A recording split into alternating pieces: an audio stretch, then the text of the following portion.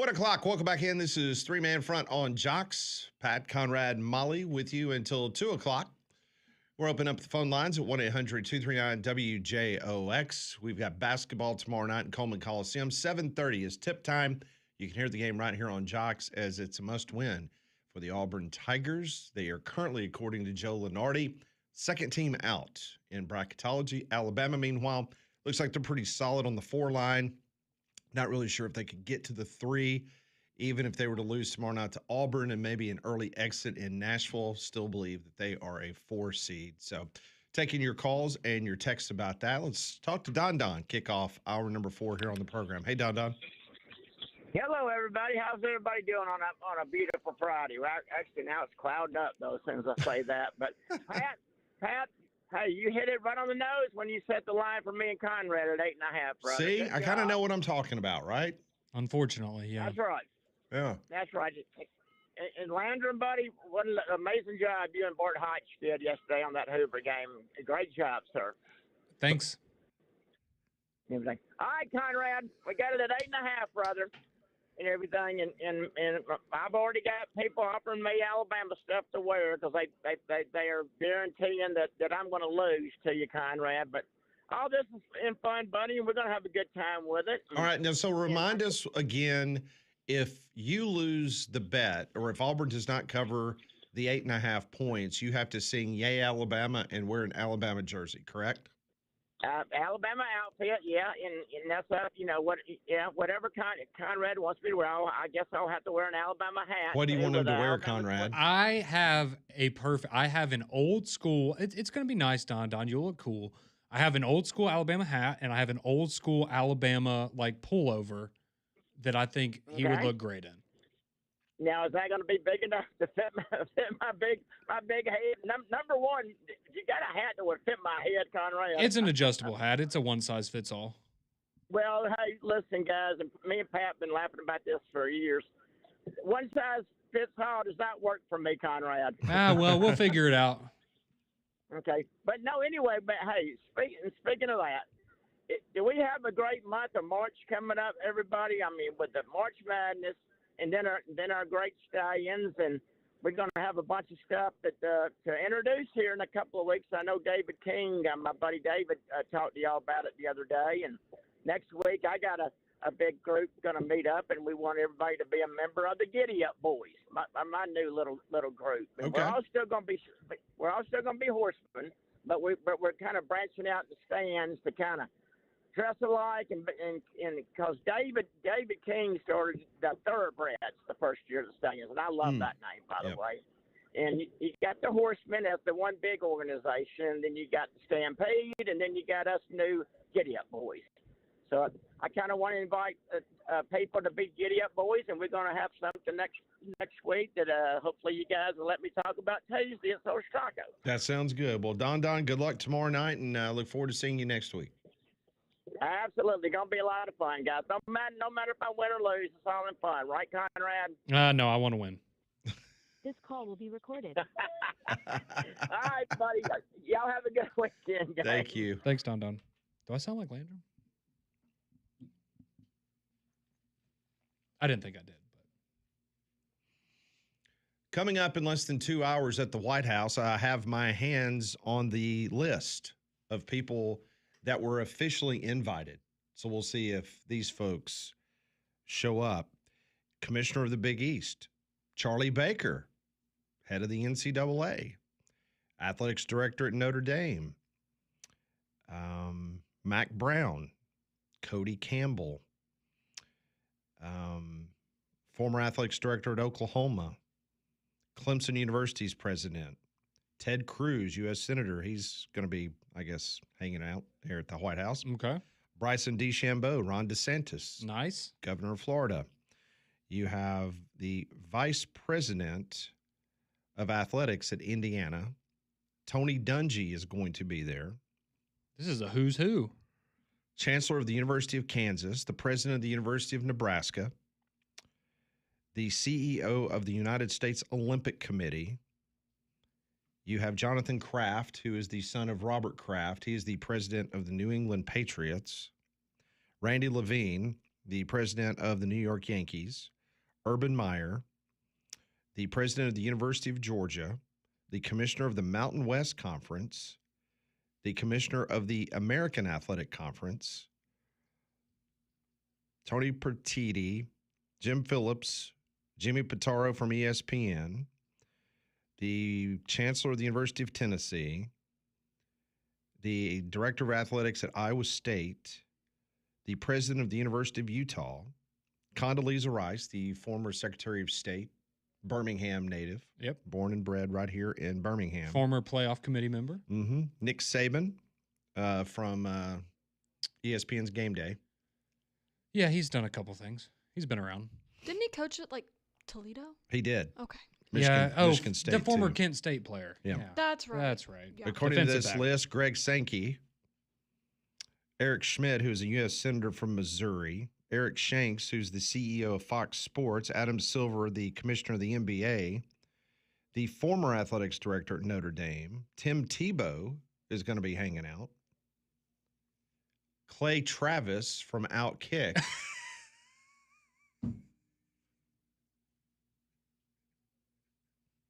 Okay. I No, you're just reading the just list. read the list. You're just reading the list, yep.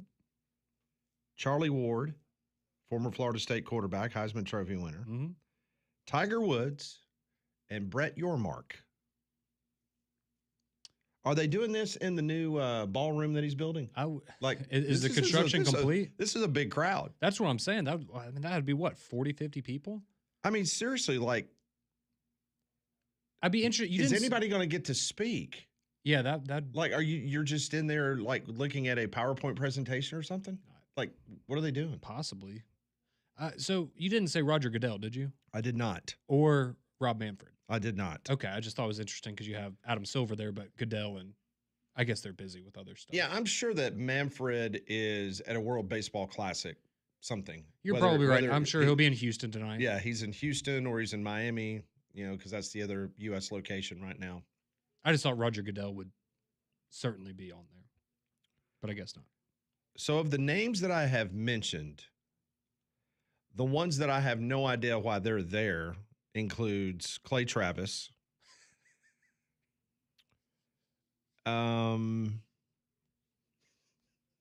the athletics director at Iowa State, Yeah, that's yeah.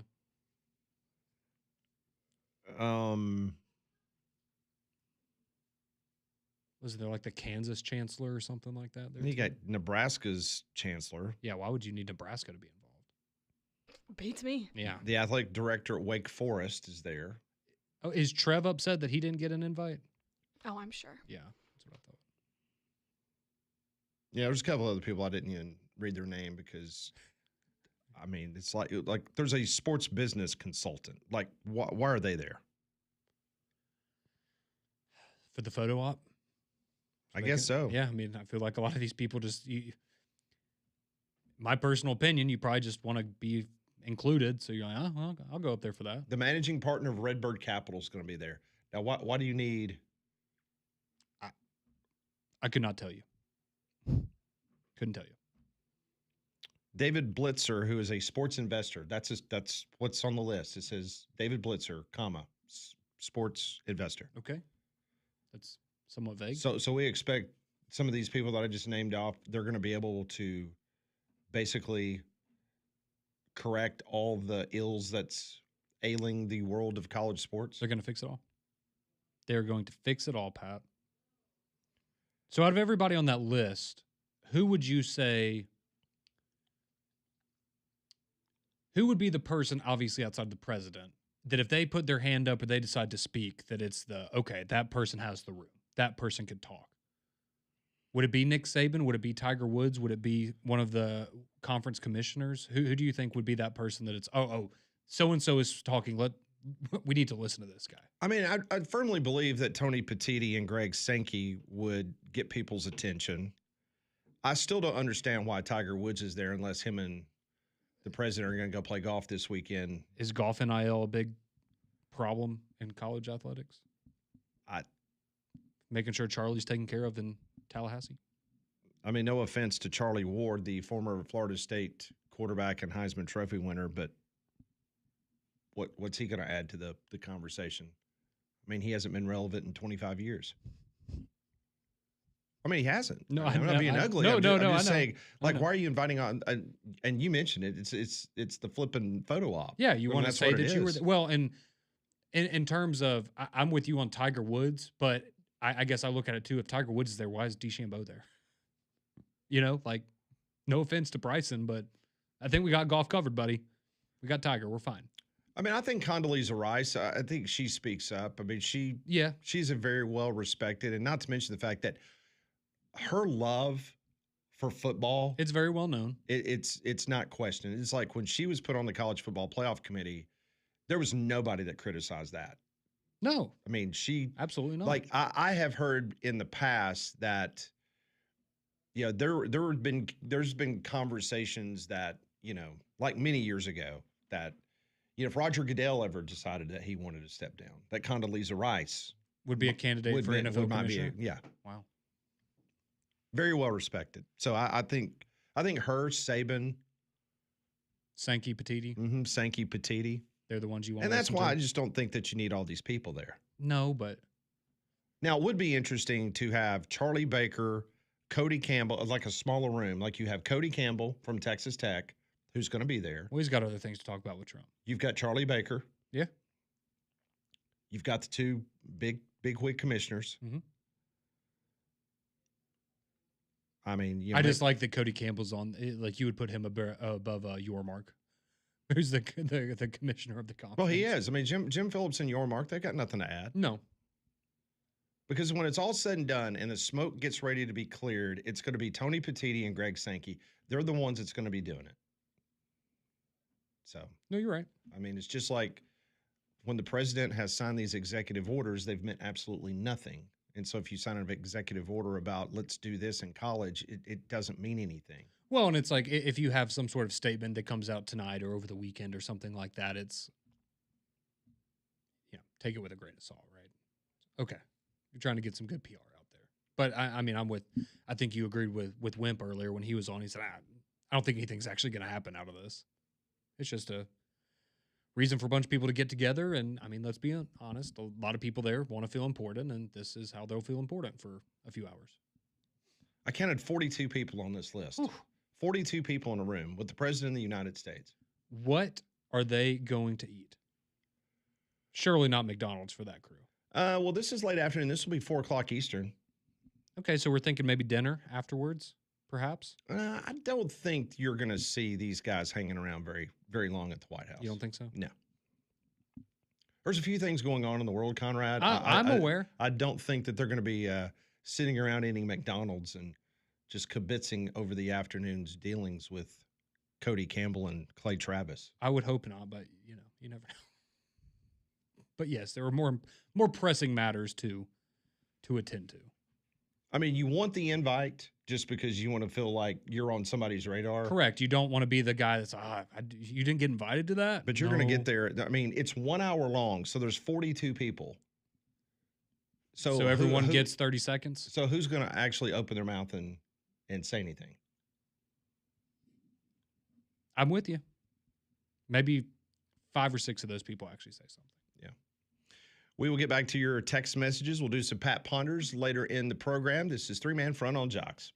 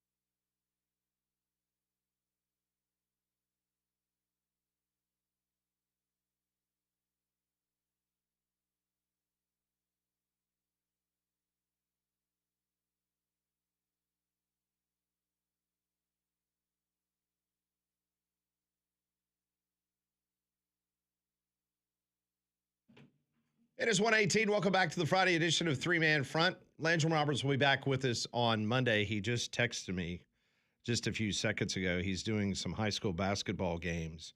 Right now, at the half, St. James is winning 41-7. Wow. I think that one's in pretty secure right now, that Feel victory. pretty safe about that Yeah, I one? feel good about that one. You said 41-7? Yeah. That's correct. 7. 7. As in lucky number 7. Wow. It's like an Indiana football score from this past year. Yeah, Rose Bowl. Well, you only scored 3, right? 7 would have been nice that game, Pat. Yeah, just the 3. 7 would have been really nice. Thank you for that. So when I was a student, 1 year we got to cover the state basketball for both boys and girls. And I think it was class 1A or 2A, which in Nebraska, you're talking like really small town. I don't remember the cities or the schools or whatever, or I guess towns, I should say. But after the first quarter of this girls' basketball game, the score was 4-2. I don't remember what the final score was, but it was something abysmal. Those poor parents. I think I've told this before, but my high school, Hayden, my senior year, played Winona in the first round of the high school playoffs and lost by 99 points. You have mentioned that. Literally lost a game by 99. Not the other team scored 99. You lost by 99. That's brutal. Ouch. Yeah. It happens to the best of us, though. But your texts are welcome, as always, on the Jocks text line 205-834-9450, and we'll get to those in just a moment. Well, if you need a place to go eat this weekend, check out Big Whiskey's. They've got great food of all varieties with a full menu. They've got apps, salads, burgers, and steaks. Their full bar features unique cocktails, over 120 whiskeys, including whiskey on tap. They also offer different food and drink specials for each day of the week. They have happy hour, and the kitchen is open late every night. So go and check out all the basketball action in the bar on the big screen. They're in the Stadium Trace Village near the Hoover Met, but they're also off of Highway 280. Go see our friends at Big Whiskey's. Bama's an 8.5-point favorite tomorrow night at Coleman Coliseum against Auburn. The point total is 176.5. Think about this. Since the first meeting just a month ago between Alabama and Auburn, I told you the other day, Ken Palm's got Alabama's offense as the third best in all of college basketball. Yep. Okay. Now, keep in mind that number 3 ranking, that encompasses every single game, including some of the non-conference laughers that they played, okay? Yeah. So since that last meeting against Auburn, there's 365 teams that play college basketball at the Division I level. Alabama's offensive efficiency since they played Auburn is 10th best in America. Okay. 10th best. That's still pretty good. It's not number 3, but it's number 10 from the last time that they played Auburn. Auburn's defensive efficiency since they played Alabama. Ooh, it's not going to be good. Keep in mind, 365 teams play college basketball at the Division I level. I'm going to guess they are 142nd. They are 268th in defense. Oh. So needless to say, tomorrow night, Auburn is going to have to be better than 268 in total defense if you want to beat Alabama at Coleman Coliseum. Yeah, that's not a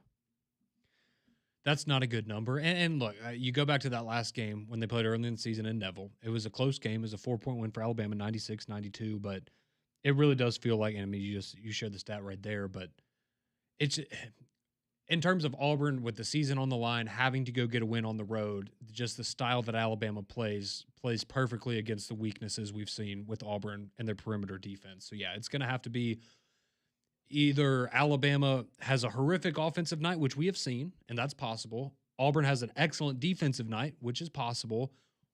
Or maybe you just need a little bit of a mixture of both of those things if you're an Auburn Tigers fan hoping to get that ticket to March Madness. Yeah, so your defense is 268 since you last played Alabama.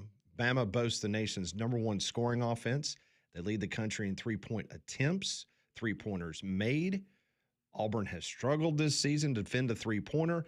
They rank 350th out of 365 schools against the 3-point shot. That's not good. So, you're going up against a team that's hit at least 10 3-pointers in 11 straight games. Yeah, again, that's why I said it's a brutal matchup at the time of the year for Auburn where you need a must-win game. But this is, also the situation they put themselves in by losing to Oklahoma and Mississippi State and Ole Miss down the stretch. If you had won, obviously, if you won all three of those games, you'd be in a great spot right now. If you just won two of them, you're probably in a really good spot right now. But we'll see if they can overcome that. And going back to the first game one more time, real quick, you looked at what Auburn did offensively in that game. You got 49 combined points from Tahad Pettiford and Keyshawn Hall. Can you get that again tomorrow night? Because you saw that the other night against LSU, right? Both of them had a good game, but it feels like a lot of times this year, maybe one of them has a great offensive game, the other one has an off night. So you're going to need them to both be playing their best basketball tomorrow in Coleman. Pettiford has hit 20 points in 6 of his last 8 games, 20 or more points per game. He's averaging right at 15 points a game over those last 8 games. Meanwhile, Keyshawn Hall, he's averaging right at 21 points a game, a little bit under what LeBaron Philon is averaging. Philon's over 21 points a game, and Philon is one of just 3 players in all of college basketball that is averaging at least 21 points a game.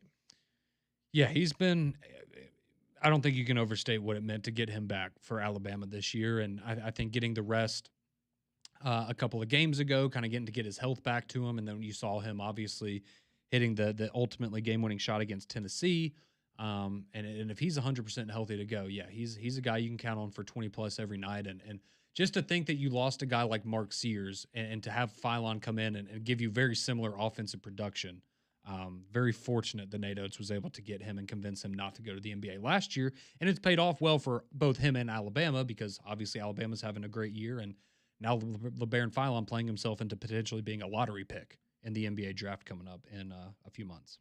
So that's a big one tomorrow night. You can hear it right here on Jocks. That is a 7:30 tip-off from Coleman Coliseum. Your foundation and waterproofing specialists, they are Deep South Construction Pros. Deep South is a family-owned company with real Southern roots. If you're dealing with a foundation issue or moisture problems, Deep South Construction Pros, they are your experts. Foundation repair and waterproofing, that's the backbone of what they do. From cracks and wood damage to crawl space, moisture, and mold, their trained crews fix the problem at the source. The owners are proud Alabama locals who still call this place home, and they're committed to serving families across Alabama and the Tennessee Valley. In the Deep South, reputation means everything. That's why Deep South Construction Pros puts their name on every job.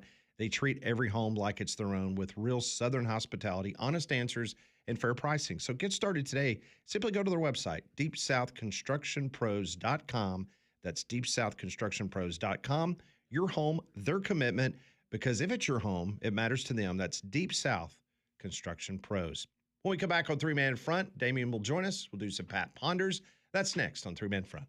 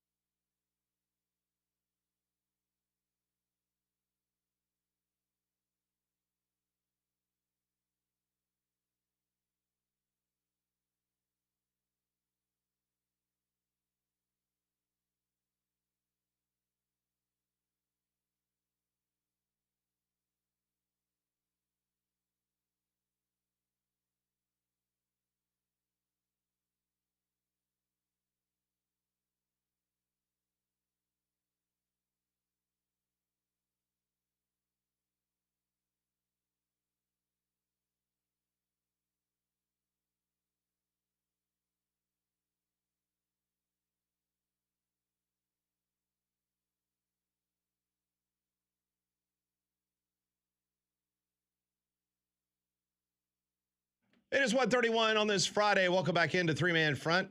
Damian Mitchell joins us in studio.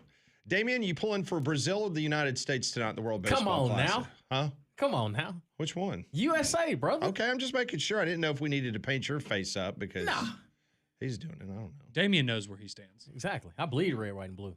Yeah. Yeah. Big Patriot. So am I. Me too. I put a lot of effort into today. He will not even watch the game tonight. I put a lot of effort into today. Molly did put more effort Conrad into loves today than baseball. I did. Yeah. Yeah, he's a baseball guy. Yeah, I'm going to watch baseball. He's wearing a defunct basketball team hat. We're honoring those who came before us. Back. The Yankees haven't won a World Series since when? 2009. It's been 17 years. Yeah. Wow. My Cardinals have won one since the Yankees have. They have. But when's the last time you played in a World Series? We haven't won one. Played in one. Haven't won, though. Well, you lost to. Let's see here. Cardinals. Cardinals, We yeah. played in is it 2013 or 14 when we lost to the Red Sox. Man, if you haven't played in a World Series in the last 2 years, I just Don't even know. I can't relate. Can't relate. All right, let's do Pat Ponders wrap up the week. This is Pat Ponders.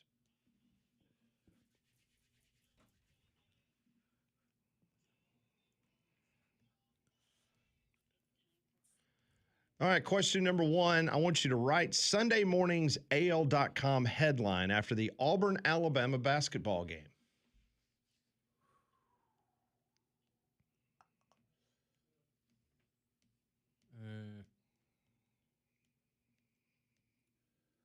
The pearl has lost its shine. Okay. That's I like that. good. I like that. Thank you. See, I know this has been done before, but I was thinking of something along the lines of like the tide drowns Auburn's hopes of like making like something along those lines of them making the tournament.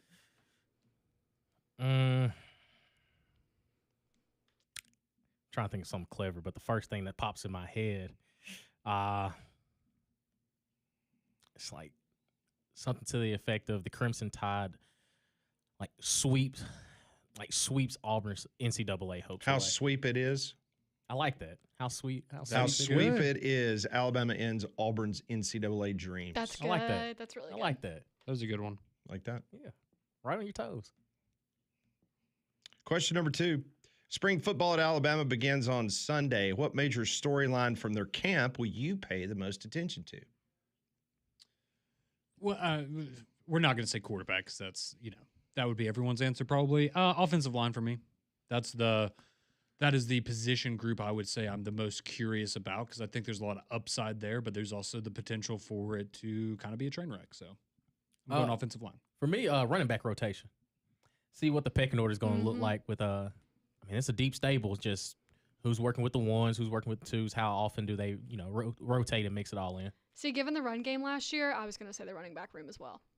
Well, Quirrell's wearing 13, so we know who's we know who's leading that room.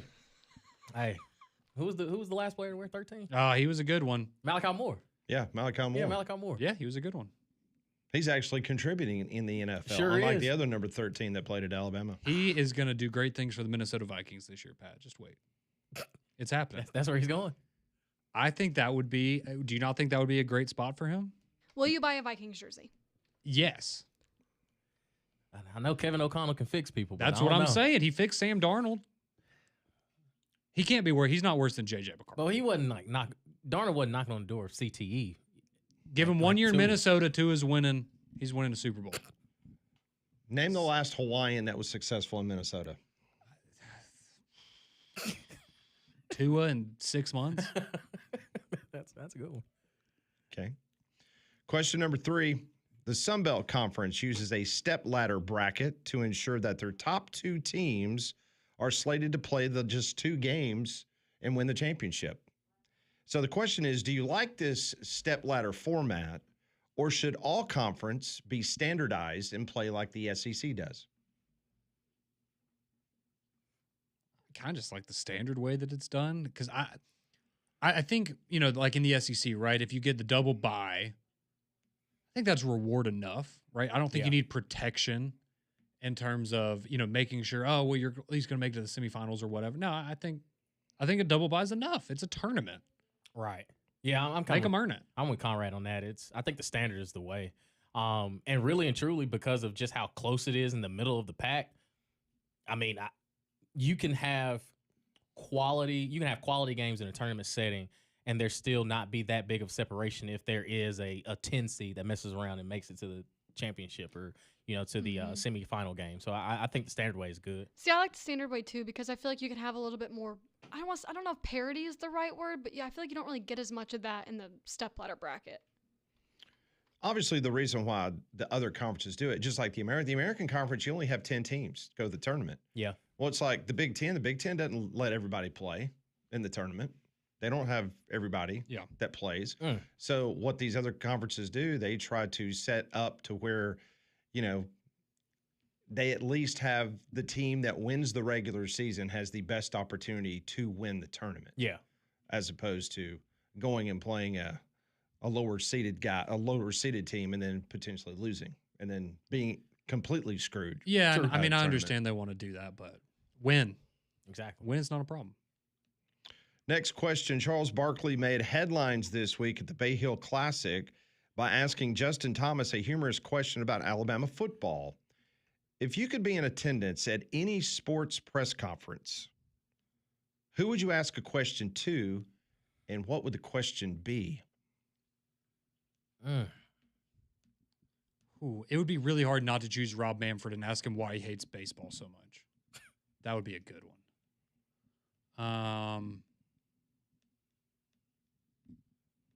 A couple weeks ago, it would have been Greg Sankey and why do you hate Alabama? Why is Alabama your least favorite university in the Southeastern Conference? But yeah, I'd go Rob Manfred. That'd be an easy one. Mine would probably be Lane Kiffin. Why'd you have to be such a snake and do Ole Miss the way that you did? I just think it was a coward's way out. If you wanted to be there, just let us know. But it's all good. We got Pete Golden anyway. I ain't tripping. You wouldn't ask him how many friends he's made in Baton Rouge? Nah.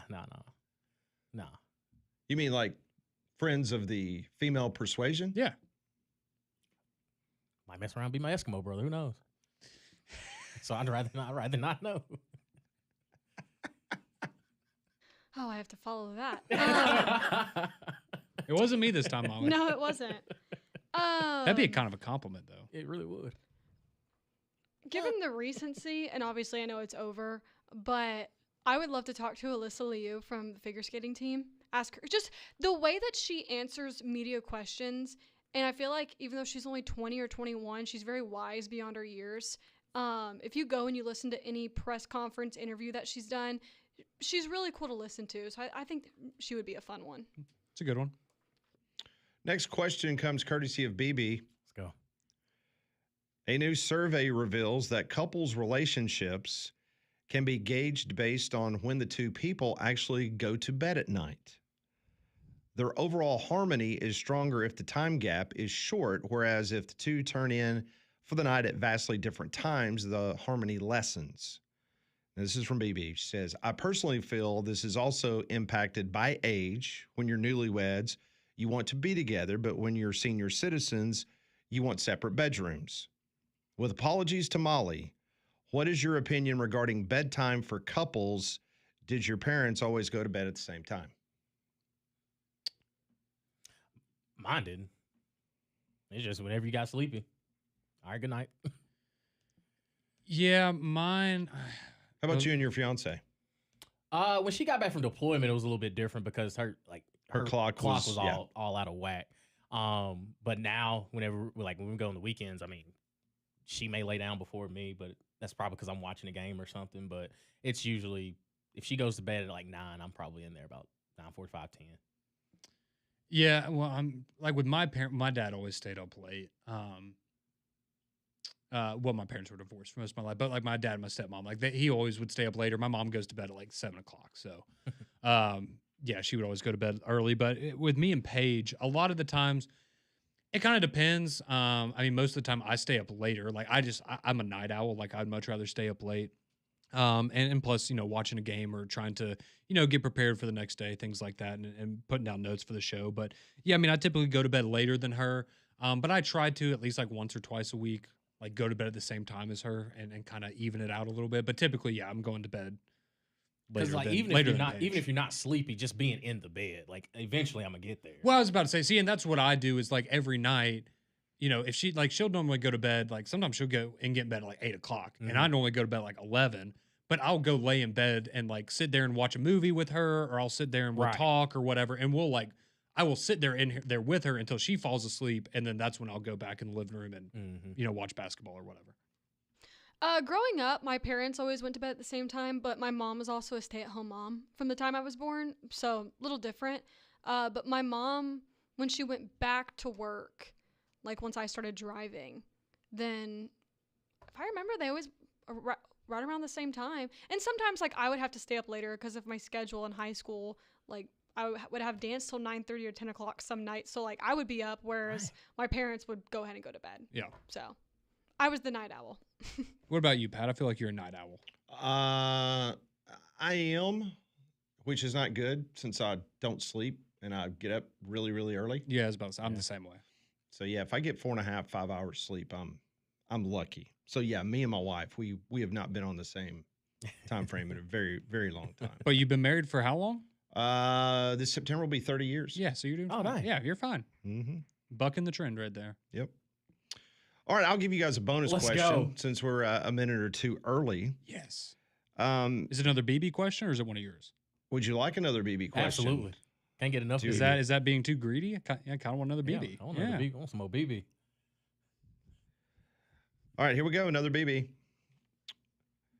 A junior high school in Taiwan requires students to scale a 15-meter high rock climbing wall before their graduation certificates can be signed. The school claims the training and prep the students to do the climb cultivates focus on physical coordination. If we implemented something like this in the United States, what type of physical activity would you suggest is a good incentive to benefit students? Okay, did y'all have this, and you too, Pat, maybe? I vividly remember, this is in like 3rd grade. In our gymnasium, there was a rope that hung from the ceiling of the gymnasium, and all that was under it Was a mat. was a mat. It was about a 3-inch mat. Yeah, and it was like, all right, yeah, you could just go climb. Like, looking back, the fact that no one ever broke their neck, Right. like, because no one ever got hurt doing it somehow, but that was like a normal activity. Is you just have kids climbing up a rope like 30 feet up, and if they fell, they were. I was the annoying kid with that because I did gymnastics growing up. Oh, so you and were. we had to do that every day as part of our warm up at my old gymnastics gym. So I was the kid, like, I was climbing up the rope like no one's problem. I was hanging at the top, and everyone was like, how do you do that? The rope was like my You were thing. that one. I Yeah, was you were that kid. Yeah. Yeah. Oh, also, my elementary school in Michigan, or no, my middle school in Michigan had a rock climbing wall in it. Nice. And like we had obviously not to like graduate, but we did have that. That'd be cool. And similar to the rope climbing, again, I did gymnastics, so I probably still don't anymore because this was like 15 years ago. But I had the record for like the fastest climb time at the school. Nice. Again, That's impressive. probably not anymore because that was a long time ago. But at the time, I had the record. Could you do it now if we set up a rope? Probably not. You a free climber on the weekends? No. No. Used No, to. we ain't but having Just get a little powder on the hands and. That's it. Go to work. No, we ain't have none of that in Maplesville. I'll make them run a mile. If you can get under 10 minutes. 10-minute mile. 10 That's minute not mile. a bad. That's. I think miles good. I think that's a good one. Steady pace. But, you know, not everybody comes in the same shape or size. So maybe a little bit difficult for some people, but it promotes, you know, general health. Yeah. Heart health. Yeah, exactly. Big on cardio. Huge Very on good. cardio. Yeah. All right, that's this week's Pat Ponders. Keep it tuned right here to Jocks. We'll wrap things up. We'll get back to your text. We got some phone calls coming in. 1-800-239-WJOX.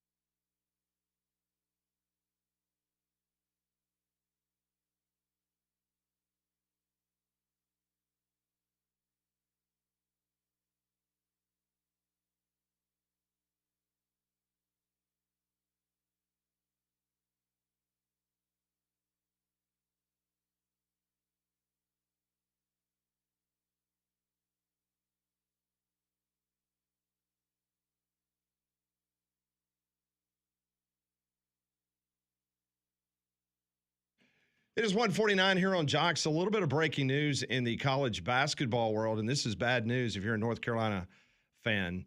North Carolina's Caleb Wilson broke his right thumb in a non-contact drill at practice yesterday. He will now undergo season-ending surgery. Did he just break his hand a couple weeks ago? And he was coming back. Yeah. Man. So he is done.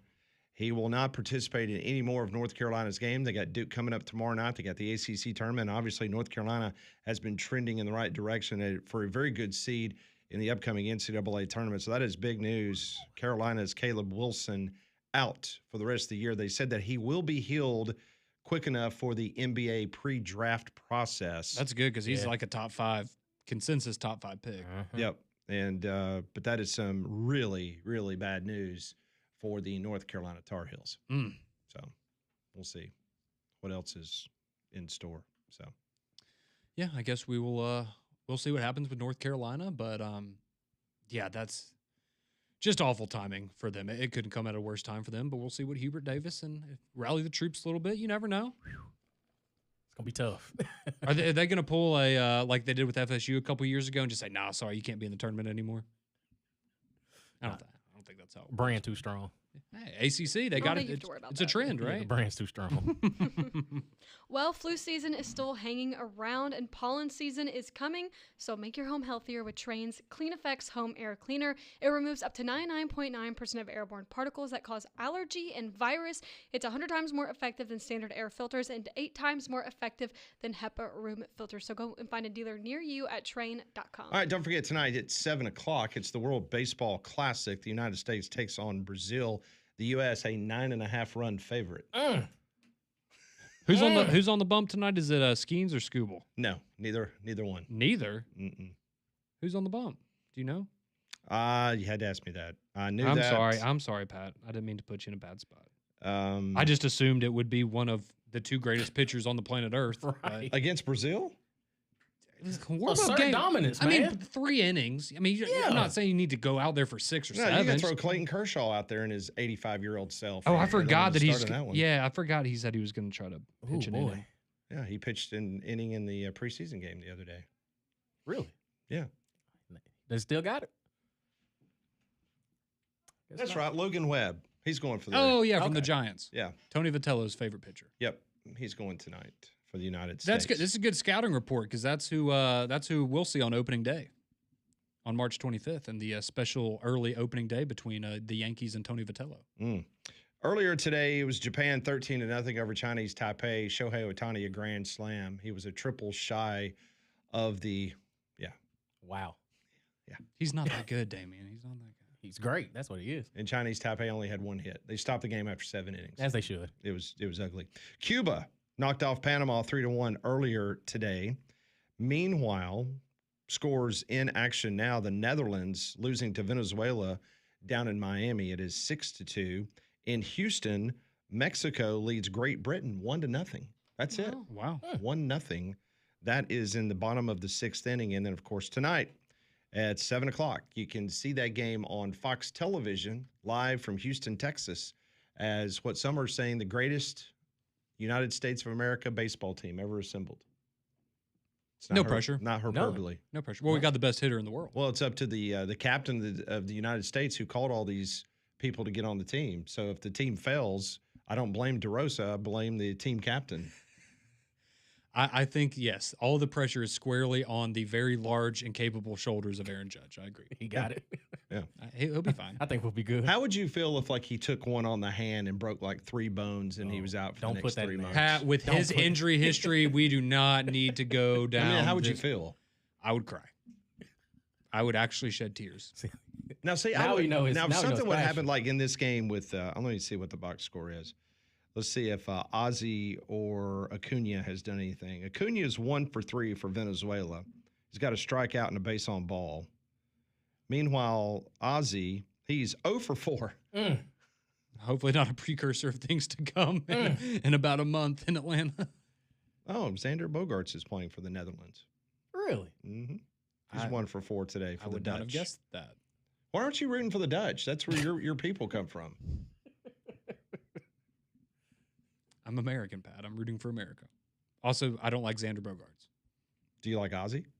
Yeah, he's fine. He's never played for the Red Sox. He's great. Gregorius plays for Team Dutch. Yeah, that's true. Talking about Didi? He was a great contributor after Derek Jeter retired. Very underrated. You got Drew Jones, Andrew Jones's son. He plays for the Netherlands. He's going to be so good, supposedly.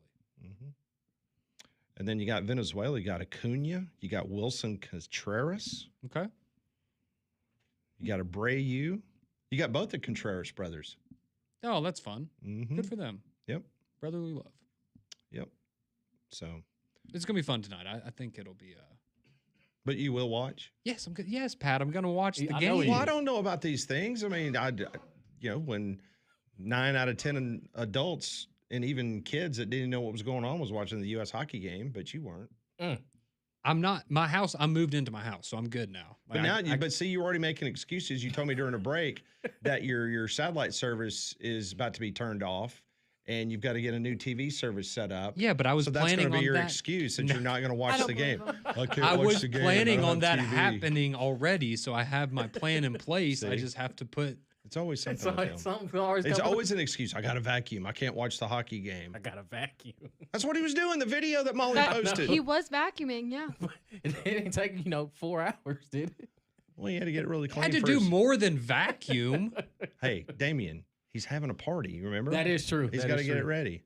Yeah. Pat's not invited anymore. That's what I've learned this week. I don't think Pat's invited. Molly, you're still invited. You're fine. Sweet. Damien, you can come. Justin can come. Pat, Justin gets an invite, but I don't get an invite. Well, that's okay because you know what I'll do? If you don't invite me, I will post your address on God social media, almighty. Dang, dog. and then people can just show up at their leisure. Oh, boy. All the Pat, ones that- you are on the VIP list, my friend. You can come as early as you would like. VIP. All right, it's been a fun week. Join us Monday as we'll kind of recap a busy weekend and set the tournament. Okay, we're gone.